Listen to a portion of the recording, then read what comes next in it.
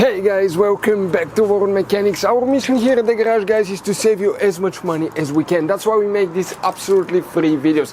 Let's go ahead and start on it now.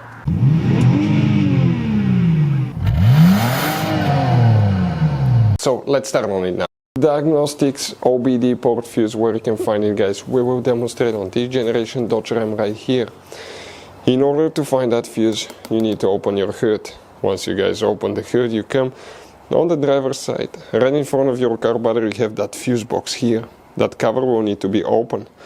Press the two tabs, lift it, and it will open. On the inside, you'll find the main engine fuse box with a layout like this one. Before we continue, let's explain quickly why it's always a good idea to test fuses and relays. Guys, it's very important to always test your fuses and relays. Why? Sometimes you may think you have a good fuse, guys. It's hard to tell. Look at those fuses, right? And sometimes, okay, you pull the fuse. Okay, I'm going to get the fuse puller and I'm going to remove one fuse.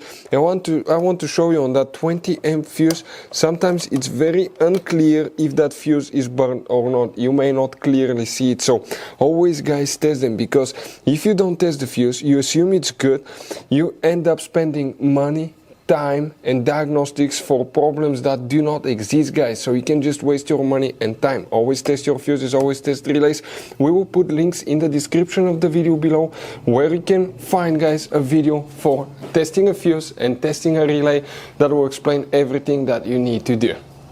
If you guys need to buy any parts, tools for your Dodge Ram, fuses, relays at a really good price, quick shipping, that way you do not waste money and time, we're going to put a link in the description of the video below for your convenience. Please check it out. For the OBD port, we need to check one fuse only. Make sure you stay until the end. We want to give you one really helpful advice, guys, so you're not stuck in the middle of nowhere. The fuse that we need to check is fuse number 44. We are talking about that 10 amp fuse. Now, quick advice, guys. Buy some spare fuses and relays. You have all kinds of different kinds, and those are hard to find. What happened to us, we needed a replacement. We were in a small town in the middle of nowhere. We couldn't buy a replacement one and we were stuck because of that, guys. So always keep some spare fuses. Hopefully the video will be helpful. Thank you for watching.